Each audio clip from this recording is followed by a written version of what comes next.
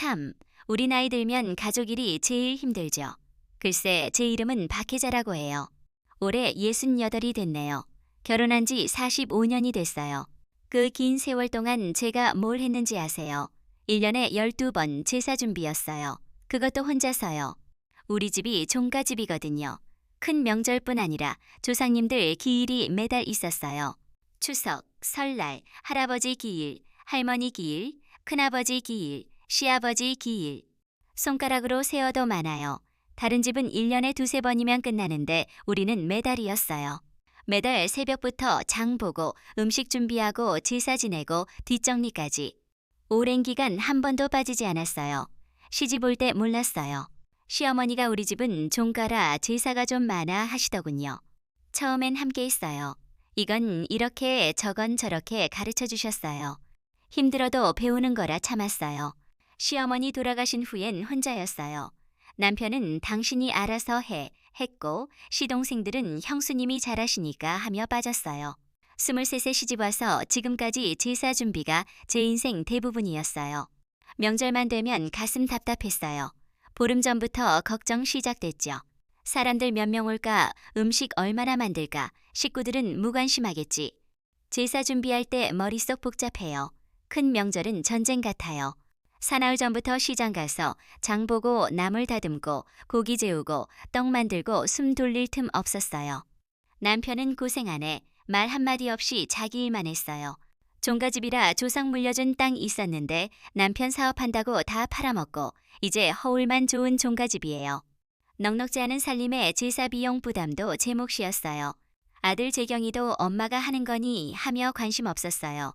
아무도 제 힘든 걸 알아주지 않아 서러웠어요. 제사 끝나면 수고했어요. 한마디 하고 집에 가버려요. 그 한마디로 45년 고생이 끝나요. 친구들 만나면 부러웠어요. 우리는 1년에 2번 만에 들으면 왜 나만 이렇게 살아야 하나 싶었어요. 하지만 참았어요. 이게 운명이겠지. 종가집 며느리 숙명이겠지. 이제 한계예요. 어제 45년 만에 처음으로 안 하겠다 했어요. 온 가족 앞에서요. 지금도 어떻게 용기 냈나 신기해요. 억누른 감정이 쌓였나 봐요. 며느리 보영이 보면서요. 이 아이만큼은 제 고생 시키기 싫었어요. 공부 잘하고 좋은 직장 다니는데 왜 우리 집 와서 똑같이 고생하나요? 보영이는 제 속마음 헤아려주는 아이예요. 작은 변화 시도해봤어요. 가족들이 이해할까 싶어서요. 하지만 아니었어요. 어제 일이 결정적이었어요. 제사상 음식 하나 적다고 남편이 소리 질렀어요. 가족 다 모인 자리에서요. 그 순간 참았던 게 폭발했어요. 새벽 5시에 일어났어요. 부엌으로 갔어요. 남편은 코 골고 있었어요. 그 긴 세월 한 번도 새벽에 도와준 적 없어요. 냉장고 열고 어제 재워둔 고기 꺼냈어요. 갈비찜용 갈비, 불고기용 소고기, 전용 재료. 새벽부터 나물 다듬었어요. 도라지, 고사리, 시금치, 숙주 각각 손질 다르죠. 손목 아파요. 요즘 들어서요. 의사 선생님이 손목 터널 증후군이라고 무리 마세요 했어요. 허리도 끊어질 듯해요. 하루 종일 서서 요리하고 설거지하고 앉을 틈 없어요. 오전 8시쯤 재경이 전화 왔어요. 엄마, 회사 급한 일로 늦을 것 같아요. 보영이만 먼저 보낼게요. 항상 회사 일 급하대요. 가족보다 중요한가 봐요. 이해해 주세요. 하니 그래도 추석인데 했어요. 오후 6시 퇴근한 보영이가 왔어요. 임신 몇 개월 안 됐는데 출근복 차림으로 달려왔어요. 어머니 도울 일 없어요. 거의 다 했어. 쉬어. 입덧 심한데 음식 냄새 맡으면 토할까봐 마음 쓰였어요. 나도 재경이 임신 때 입덧 심했어요. 10달 내내 힘들었어요. 그래도 도울게요. 몸 생각해야지. 오후 늦게 남편 들어왔어요. 술 냄새 나요. 피곤하다 쉬어야겠어 하고 방에 갔어요. 제사 도와주지 않으면서요. 여보 도와주세요. 그런 건 당신이 하는 거야. 제사 지내면 돼. 집안일은 남자가 안 한다는 말. 시아버지도 그러셨으니 분위기인가 했어요. 왜 제사 지내는 건 남자고 준비는 여자인가요? 왜 제사상 앞에서 절 올리는 건 남자고 여자는 뒤에서 숨죽여 있어야 하나요? 오후 4시에 시동생 전화. 형수님 늦을 것 같아요. 아이들 학원 끝나면 갈게요. 핑계예요. 바쁘다, 멀다, 애들 때문. 오후 7시 돼서야 모였어요. 재경이도 왔어요. 회사 급했다면서 취기 있었어요. 시동생 동서들도 빈손으로 왔어요. 과일 하나 사온 적 없어요. 모여서 식사 후 고생하셨어요. 한마디면 끝. 45년 노고가 그 한마디로요. 3, 4일 전부터 준비한 음식 그릇에 담아 상 차리려 뛰고 뛰었어요. 가족들은 소파에 앉아 TV 봐요. 참았어요. 그런데 남편이 제사상 보더니 화냈어요. 제사상에 왜 생선구이가 안 보여? 조상님께 성에 부족한 거 아니야? 가족들 다 져봤어요. 평소보다 하나 덜 만들었어요. 작은 변화 시도요. 새벽 5시부터 준비했는데 하나 빠졌다고 화낼 필요 있어요. 제사가 장난이야? 온 가족 앞에서 창피하게 해.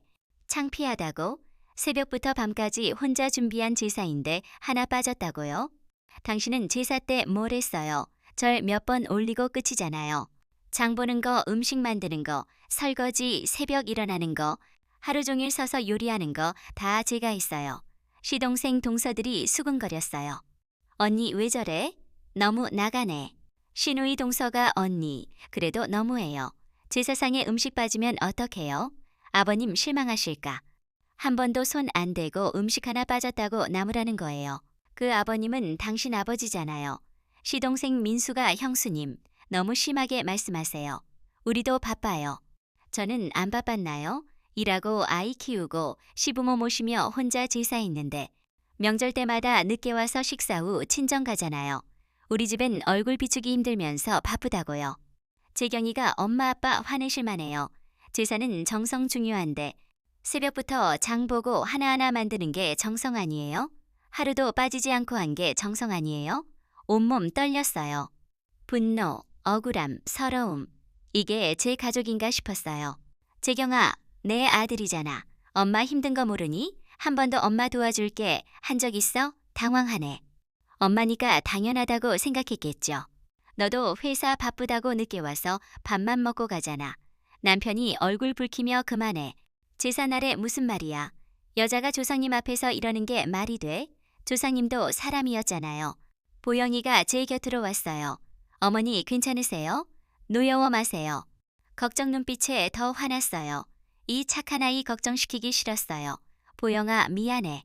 보영아 기억해. 너만큼은 이런 고생 안 시켜. 남편이 보영이는 며느리로서 당연히 해야 해. 시집온 며느리가 제사 돕는 게 당연해. 당연하다 뭐예요? 왜 여자라서 며느리라서요? 그런 건 여자가 하는 거야. 예전 전통이야. 시집온 며느리가 제사 물려받는 게 당연해. 어느 시대인데 여자라서요. 시대 바뀌었어요. 남녀같이 해야 해요. 시대 바뀌어도 예의 지켜야지. 어른으로서 해야 할 일 왜 악다군 있어? 악다군이 저 혼자 감당하게 하는 게 예의인가요? 그래요. 당신 직접 고기 굽든지 지지든지 마음대로 하세요. 45년 했으니 이제 그만. 더 못해요. 정신 나갔어? 정말 안 할 거예요. 이제부터 안 해요. 울분이 터졌어요. 45년 갇힌 새가 문 연 듯 제사상 음식들 봤어요. 새벽부터 정성 들인 거. 하지만 이제 아니에요. 이게 마지막이에요. 다음부터 혼자 안 해요. 가족들 멍하니 봤어요. 놀랐겠죠. 제가 강하게 말한 적 없으니 저도 놀랐어요. 남편이 당신 정신 나갔어? 제사 안 한다고? 제가 혼자 준비 안 한다는 거예요. 하고 싶으면 당신들이 하세요. 시원했어요. 목에 걸린 게 빠진 듯. 그럼 누가 음식해? 당신이든 재경이든 삼촌이든 돌아가면서 하세요. 동서가 황당하게 언니 우리는 요리 몰라요.